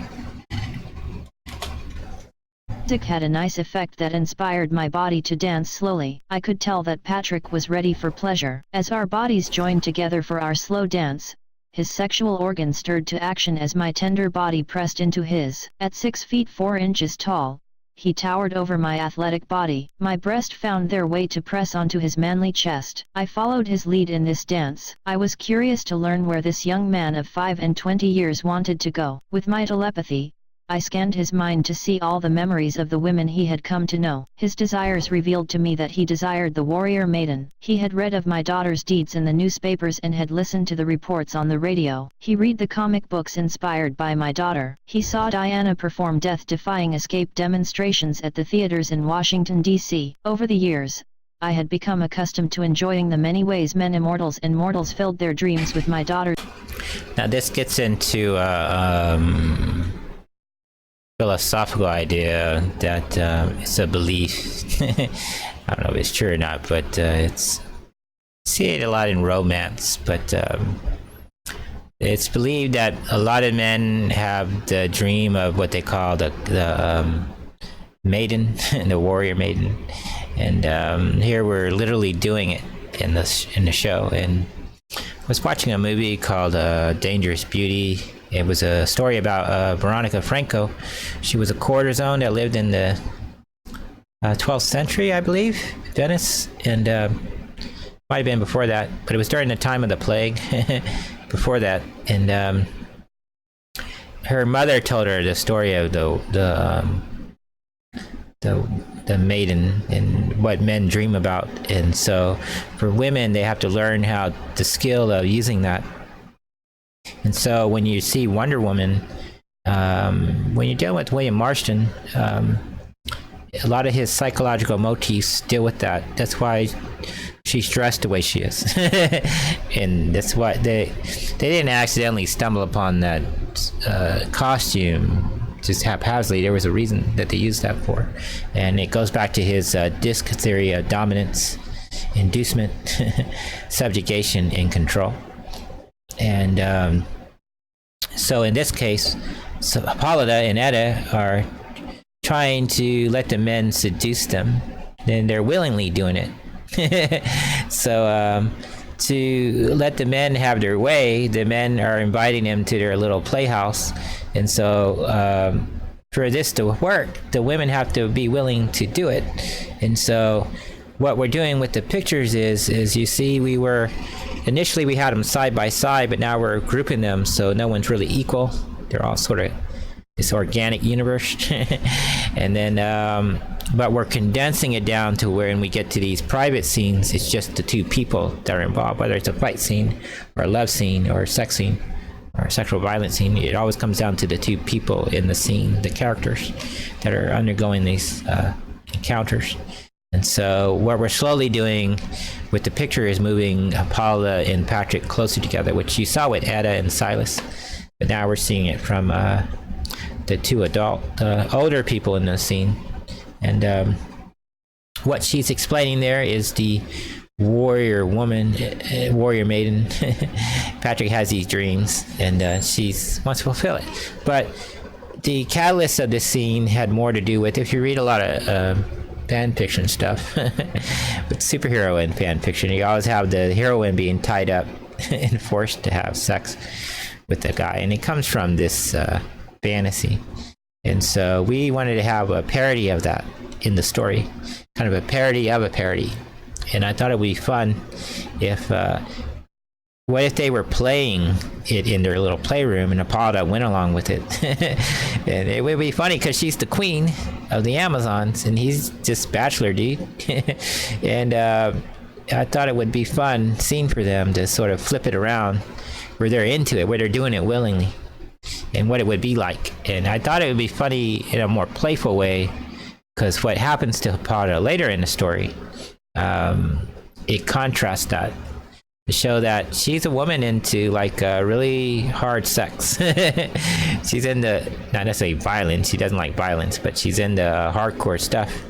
But she likes playful stuff too, and she's into it. She's in myself, I wondered if I should fulfill his warrior maiden dreams by dressing in our infamous Amazon armor. Our armor was designed to inspire men into the emotion of lust. As we danced together, I laid my head onto his chest. My heightened sense of smell found the aroma of his cologne tantalizing. I am not sure how long that we danced together. My thoughts picked up Etta testing out her telepathy. She thought, the more I looked from Hippolyta's perspective and Silas' perspective, it stimulated my own sexual urges. I could only imagine that Diana's sexual urges were deep. If the audio and visual had a profound effect on my sexual stimulation, then empathy would have a deeper profound effect in that it was tied into to the sense of touch. It does, Diana said using her telepathy. Etta laughed a bit. So there you're hearing Etta's thought, but this time you're experiencing it in Hippolyta's mind. She's reading her thoughts and she's getting a sense of what Hippolyta is, and then Diana chimes in, and so you're seeing it from the other side, from another character's perspective, and I think it makes for a better story. You have that. When Diana chimed into her thoughts, Etta had forgotten she was able to read her thoughts as well. That happens, Etta. You get used to it. Most telepaths find enjoyment with casual conversation during sex. I said using my telepathy. This is the first time I have seen myself from another person's perspective. I didn't know that I looked this good in a red dress up close, Etta said jokingly to Diana and myself using the telepathy. Although Diana and Steve turned in early this evening, Etta could see Steve had some tension he wanted to relieve. Etta turned her attention back to Silas. Patrick and I found the conversation Etta and Silas had while they danced together to be comical. I looked up at Patrick to gaze into his eyes. He gazed back and pressed my lips with a deep, passionate kiss. I felt my sexual juices stir as he laid my lips with his pleasant bombs. I leaned into him to trigger an erection from his sexual organ. My action proved successful. After about 20 minutes, we all sat down and finished our Kahlua and our cigars. I took the leadership position and suggested, why don't we go inspect that playroom that you two men wanted to show us? The two men seemed very happy with this suggestion, so we all went to the playroom. Patrick led the way. He led us to the service elevator that was built into the manor. We all descended a good distance in the elevator. Then, we finally arrived at the floor. The elevator door opened up to a long hallway that was carpeted from end to end. There were several doors on either side of the hallway. Patrick led us to one of the rooms further down the hall. Outside of the rooms were a pair of lights. One light was green and the other light was red. Several of the rooms had the same arrangements of light. Now again, like before, we're probably going to run out of time because we only got 10 minutes, but we'll mute out the part where they get into the real sexual intercourse, says because we don't want to have a TOS violation on Twitch. But if you're interested in actually hearing them, if you're rewatching this on YouTube, you just can click on the story above. All the books are titled Wonder Woman, and all the highlight videos say highlights, so they're distinguished, but they're intercut in by date and what's the other word I'm thinking of? Some of the ones, like the one under the Facets of Greed, there is the commentary that deals directly with that book. So some of them might be organized closer to the book that they're tied to, organized with, and that's how a lot of the playlist is arranged. Lights. Etta asked, "What are the lights for?" Patrick answered, "The lights are to let others know that the room is occupied." Etta asked, "So, you have a couple of rooms to use?" "Yes, these rooms were once used regularly by visitors who used to come to the manor for parties," Patrick said. "Hippolyta and I will take the room on the right, and you two can take the room on the left." Now Patrick is old enough to remember the parties, but he was like a 8-9-year-old kid at the time. So Silas was way too young to know. He might have experienced it, but he wouldn't really know like what was going on in the parties, and he wouldn't be allowed in that part of the manor. But these two have grown up and they know that the rooms are dirty. They've been in the rooms and they've dreamed of it. Now he's actually used the room before, so he's familiar with. Silas has not, but they don't really get much use of the room. And then so for Patrick, this is that time he's gonna get the. He does remember the happy times in the Wayne Manor, and he remembers his mother being happy. And Patrick here, I want to say it's an ulterior motive, but he has a desire to, I guess, hope that with Hippolyta and Diana and the ladies, they can help the mother come back to a place where she used to be this very happy, open woman, and she's kind of gone quiet. Kind of like what Diana has become in Story of Diana. She's become this very quiet woman, and mainly because she's lost a lot, had to give up a lot of stuff, and she's having to deal with that. But Elizabeth has experienced that, and Patrick is trying to help his mother. He's not aware of a lot of the things that is going on with the company, but he's going to become more aware of it. And go on. Patrick and I went into the room and shut the door. Inside the room next to the door were a set of light switches. He flipped on one switch and the lights in the room changed from a green light to a red light. The door on the outside looked to be made of solid oak, but on the inside of the room was dressed with some kind of padded material. I guessed that it was designed to muffle the sounds. The room was fairly large. It resembled a small apartment that was around 3,500 square feet. The interior walls were styled with a nice panel that contrasted with the furniture. There were some smaller rooms that were adjacent along a small hallway that was on the opposite side of the wall where the door was located. One room was a small kitchen with appliances which occupied the wall to the left of the hall. There was a bathroom which was on the left side of the hall and a master bedroom which was the far door opposite the main room. The kitchen had a wet bar that separated the main room from the kitchen and had some bar stools. Patrick gave me a quick tour of the other rooms. He said, "These rooms were originally designed to house runaway slaves and their families. The rooms closer to the elevators were once a medical clinic and commissary where the families could get housing supplies. After the Civil War..." So here's another use of that technique.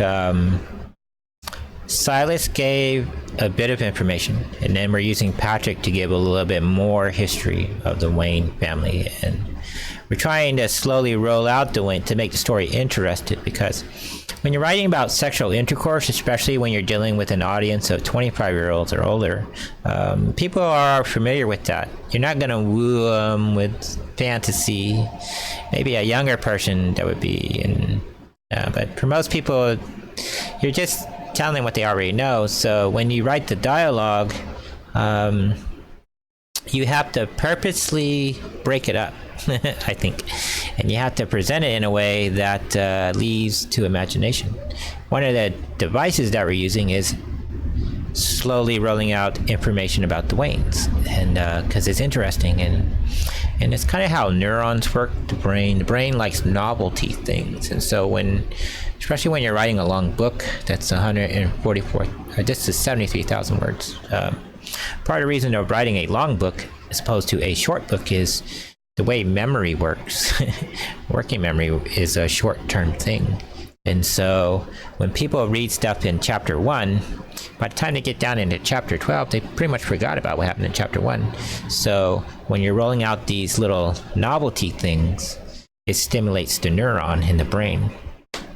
People may not necessarily understand exactly why their brain's being stimulated, but on a psychological level, we're stimulating neurons, and we're providing new information through the characters. And for people who are interested, I think it's interesting when you're reading a Wonder Woman fan fiction, you're getting Batman lore. And one of the things that's happening in the lore is we're moving in that direction in a story of how we formed the Justice League of America. But in this period of time, we're dealing with the predecessor to that, which is the formation of the Justice Society of America. He's a key player in that. And this is why this is intercut here. My great-great-grandfather Solomon Wayne had these suites converted over to these playrooms. My parents had them refurnished in the 1920s to their present condition. Yes, I knew Solomon Wayne when he converted these rooms. I helped him to design them some 50 years ago. Back then, I had traveled the country on horseback. I helped your ancestor to deal with organized... Now, Paula here, she recalls, because she's been here, she lived in the manor, and she stayed at the manor for a long time. And she's known his ancestors from the 1850s, all the way into the 1890s, when she went back to Themyscira. But this also contrasts to Paula to Diana in that she tends to forget things, and not that she wants to forget things, it's just human nature. She hasn't been there in 50 years, so there's going to be some memory loss, but it slowly comes back. What she was thinking, what she was doing, and she's in a different place in her life now. And although she physically looks exactly the same, she's had a lot to do in 50 years, and she's slowly reintegrating back to the mortal realm. And another thing that's happening in the background of the story is she's more tied to Solomon Grundy's story than Diana. Diana's pivotal to the story, but it's really her history that is bringing everything together. She's the really driving force of the history in the story, and Diana is just a mechanism by which everything is ratified, basically, or solidified and put back in place, proper place. Crime all those years ago. I recall that he was a judge. Yes, he was mainly a lawyer by trade and a businessman by heritage. He lived a long time. You look just like him, very tall and handsome. After his wife, Amelia, died, he spent his widow years socializing as a playboy. He refurnished these rooms to help young women who had fallen into a life of prostitution and drugs. Back then, opium and heroin were the new fads of their day in the United States, whereas in Europe, cocaine was the wonder drug. I had helped Solomon to rescue these women who life had doomed them to... Now, it was important to point out the drugs, not that we're into narcotics, but narcotics really becomes an issue in the United States and the rest of the world in the late 19th century. Though they probably always were around. In terms of as late 19th century, early 20th century, government started developing professional police forces. And so one of the things that were outlawed in the United States in the 1930s was drugs. But in the United States, the reason why they were outlawed, it had really nothing to do with health. It had to do with, in the South, all the big tobacco growers, cigarette companies were owned by basically Democratic South.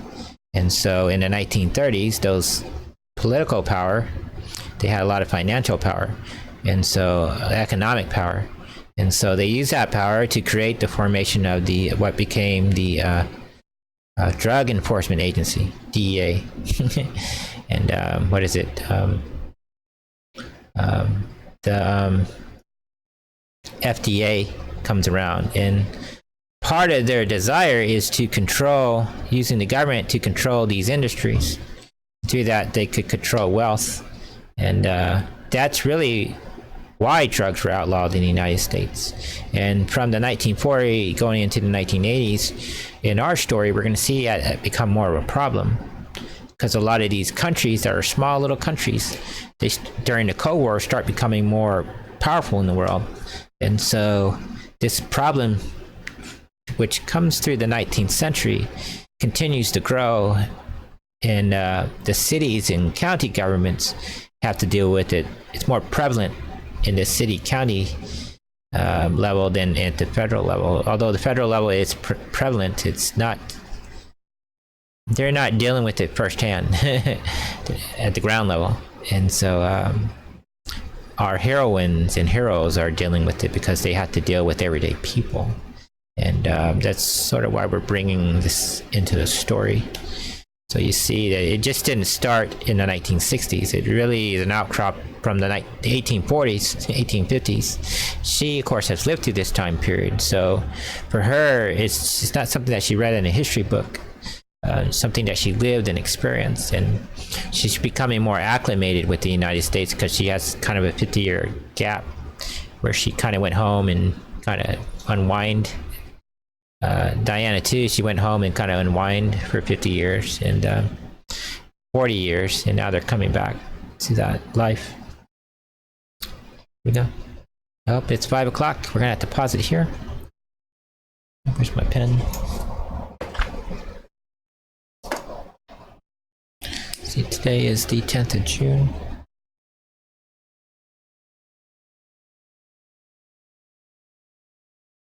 It's 501. 1701. That's the Enterprise number. No, it's Starship Enterprise is 1701. I would know that kind of stuff. We booked to. We'll be picking this back up. Maybe tomorrow. Haven't decided yet, but if not, we'll be picking it back up on Friday.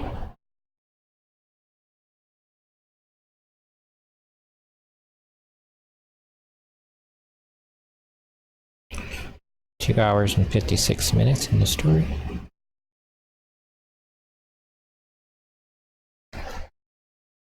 I noticed when you bookmark stuff in Facebook, it moves it back a second or two when you come back.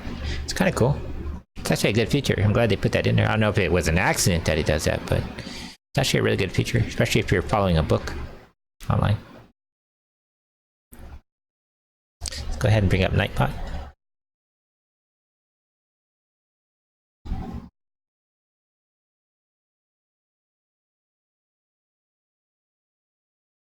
I wanted to add a song to Nightbot, but I don't remember the name. There's a Pretender song I want to add, but I keep forgetting the name. I know the video, but I forgot the title of it. So I have to go search by search, but there's a Edie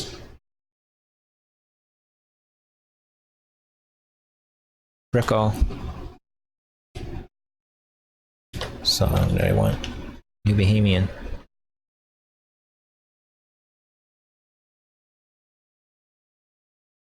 Is it Little Miss S? I think it's the song.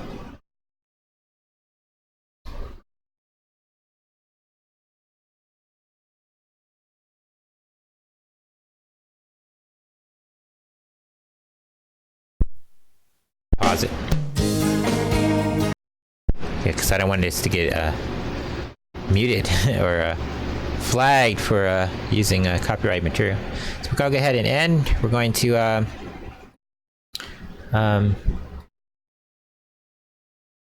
save that.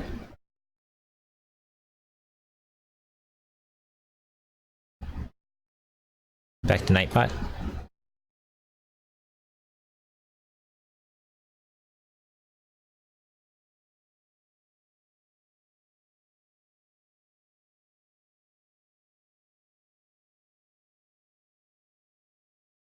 Okay, we're going to cut to the intermission. There'll be a 30-second delay, and we'll be right back. Move this over to here. Put this back up. There we go. Everything's set. All right, we'll be right back.